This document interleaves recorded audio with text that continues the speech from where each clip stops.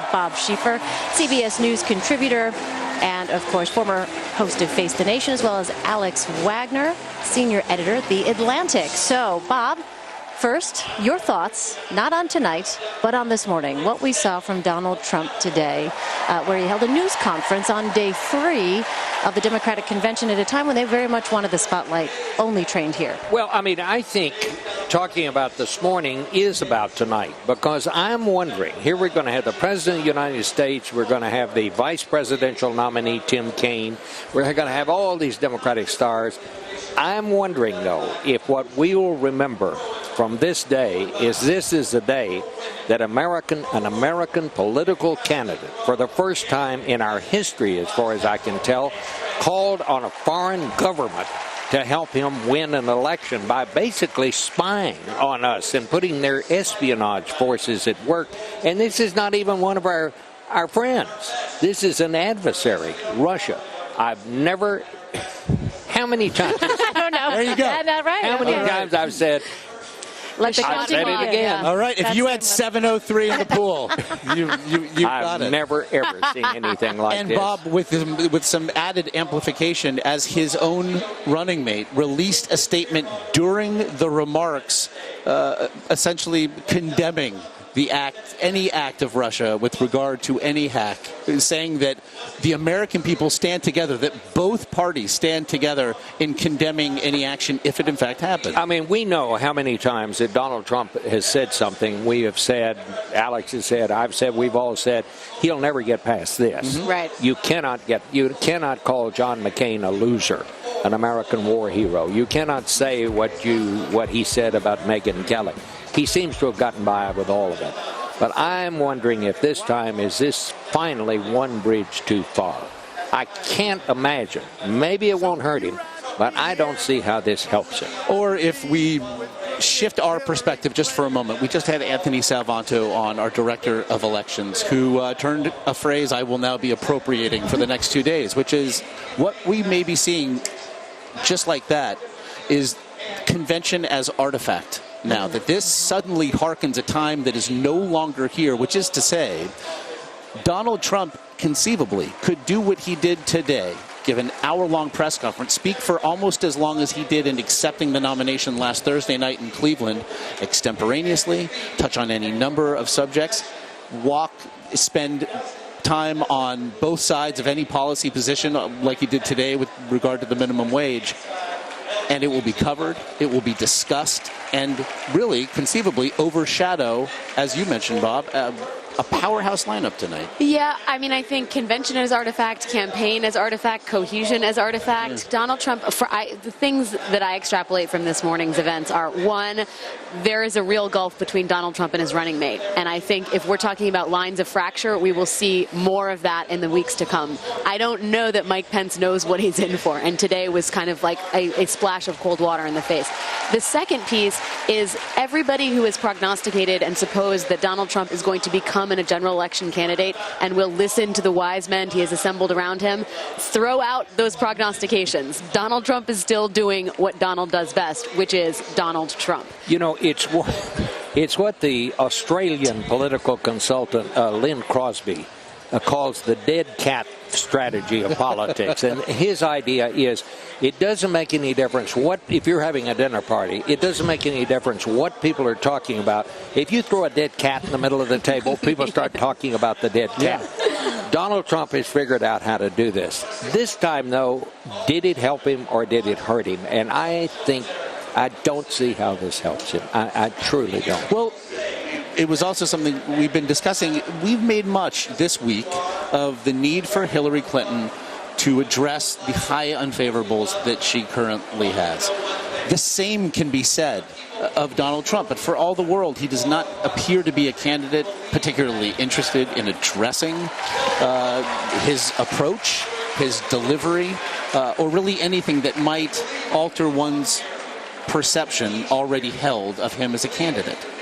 Yeah, I mean, I think also, and Bob brought this up, the fact that it was Russia that we're talking about. I mean, if you were going to pick a country on earth where there is long-standing sort of animosity with the United States that has been stoked most recently by Putin's behavior in Ukraine, which of course set off a litany of other things, that's the country that you would want to probably stay away from if you were trying to sort of rehabilitate your negatives.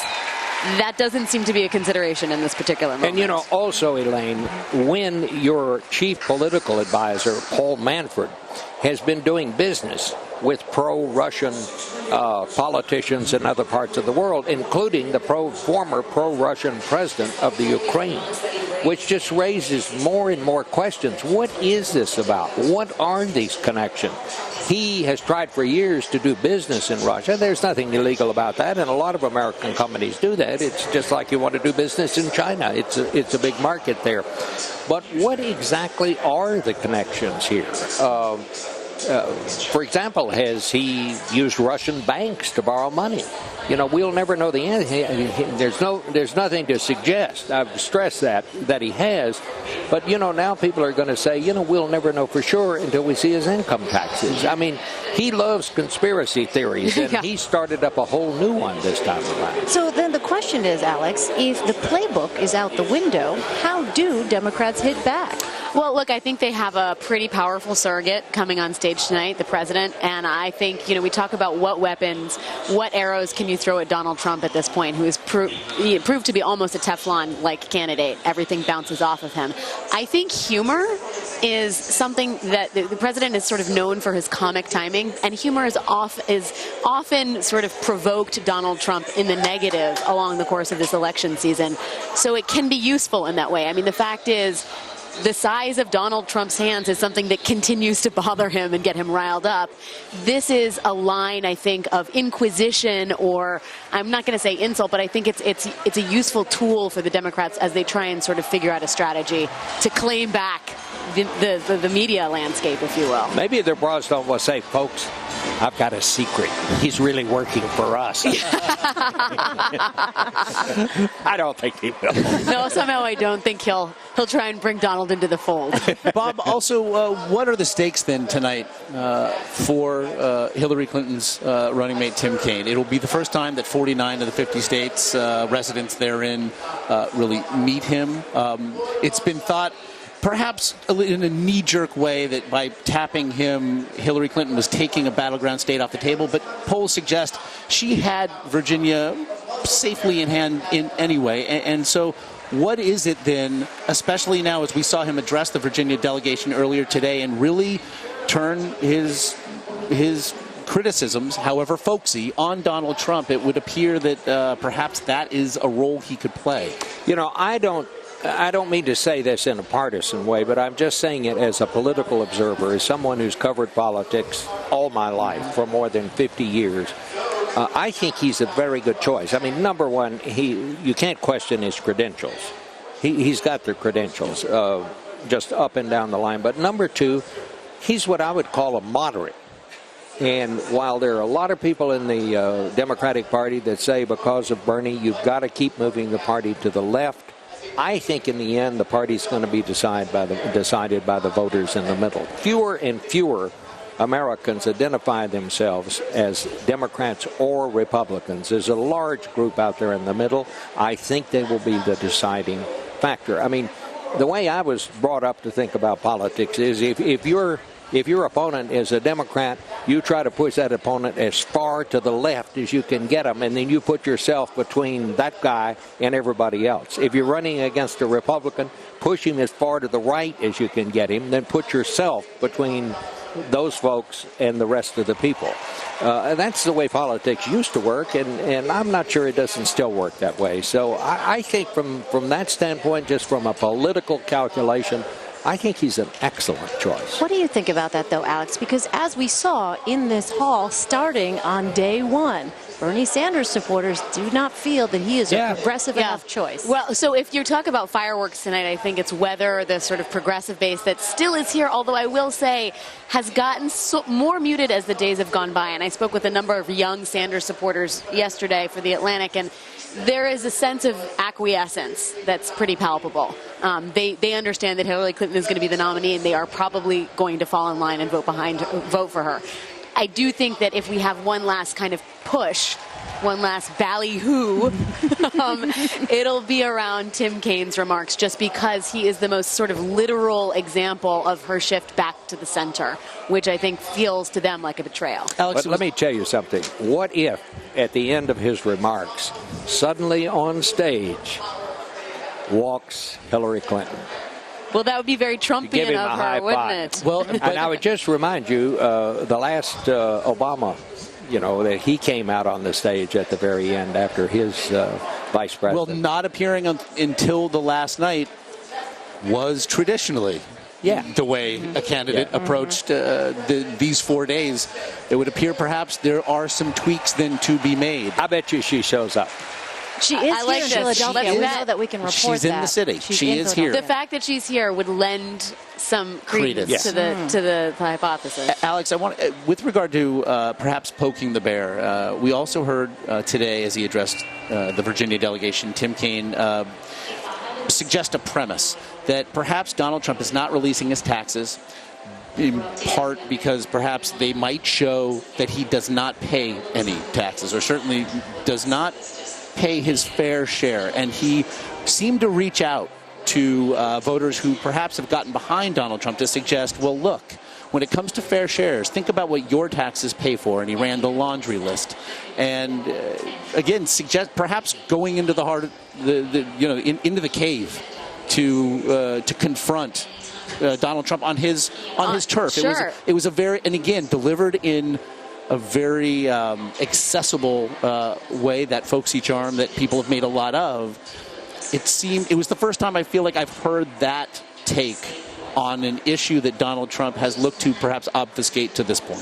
Yeah, I think the tax thing is really interesting, and we haven't seen a full exploration of that. You can bet the Democrats are going to put that on center stage in the height of the general. I am unsure as to whether Donald Trump can actually spin, if he has paid no taxes or a very, very low tax rate, in the same way that he has gotten on stage and said, the system is rigged and I know it better than anybody else, so I can unrig it.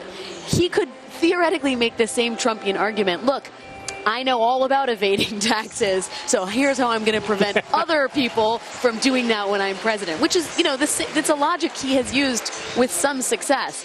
Tim, to your point, Josh, Tim Kaine is going to be the attack dog on some of the more sort of pointed arrowheads that I think Hillary Clinton will have to necessarily back away from or not be in the vicinity of. And there's a lot there as far as the taxes, whether he'll release them, and of course how much he made. And this is not unreasonable to expect our presidential candidates to release their taxes.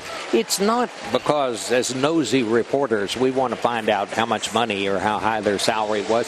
Although we would like to find that out. But it is to find out if they have conflicts of interest. Are they in debt? Do they owe a lot of money to somebody that might be able to lower the hammer on them? Are they involved in businesses that do business with the government? I mean, that's a very good point, Bob. I mean, I think people have focused on the income and tax rate. Mm-hmm. Yeah, that's why they do this, and there is nothing unreasonable about that. And to say that you are not going to do it because your taxes are being audited, I have real questions about that. Well, then what does it say that Hillary Clinton, despite the pomp and circumstance that we've seen to this point, despite the increasing unity perhaps of the attendees here to this point, is perhaps running against a candidate with no sense of accountability? I mean, it makes it really hard to hold someone like that accountable, doesn't it? And it's like I can't come up with the right metaphor. It's like a piñata and she's double blindfolded trying to figure out the swing, and the thing keeps moving. It's been stated too many times, but I'll say it once again, it's an election unlike any other. And she is a traditional candidate in many senses of the word, so coming up with an innovative strategy is going to be doubly as hard. And she has got to find a way to convince people that she can be trusted. I mean, fairly or unfairly, we know what these polls show, that a majority of the people just simply don't think she's trustworthy. And I think that's one of the things you'll see President Obama focus in on tonight. He's going to talk about the jobs that she had and that she, the public trust was in her hands, and that she was trustworthy. I think you'll hear him talk about that. Can a speech do that? Well, not one, but I mean, last night Bill Clinton made a pretty good speech. I mean, listening to him talk about Why how are you laughing, Bob? Well, I mean, I met a girl. Yes. Nobody but Bill Clinton can carry that off. Yeah, that right? is true. And even Bill Clinton may have kind of had a hard time carrying it off. And obviously there were parts of that biography that we kind of skimmed over there. But he did something say, that Donald Trump pointedly made reference to in his remarks today. And that's a fair comment. But I mean, he did say we went through the happiness and the heartbreak. Yep. And basically what he said, we're still together. Well, every marriage is different, and the people in the marriage know what it's about, and the ones that are not involved in it don't know really what it's about. And as far as I'm concerned, as long as what each of them does is okay with the other, it's fine with me. As long as it doesn't impact on their public service or the office they hold. But every time I see Bill Clinton get up to make a speech, I saw Bill Clinton get up at Walter Cronkite's memorial service, and he started talking about the darkest day of his life and about how he and Hillary and Chelsea went up to Nantucket, and he said, we were really at the bottom. And he said he got a call from Walter Cronkite. He said, you want to go for a boat ride with me? And we all said yes. And I thought, here is a man talking about what nobody wants to talk about in public when it involves their marriage. And yet he had people in the audience with tears in their eyes. I mean, this guy, he can make a speech. I'll say that for him. You may like him, you may hate him. But he can make a speech. And I thought he made it really good last night. And did last night. Yeah.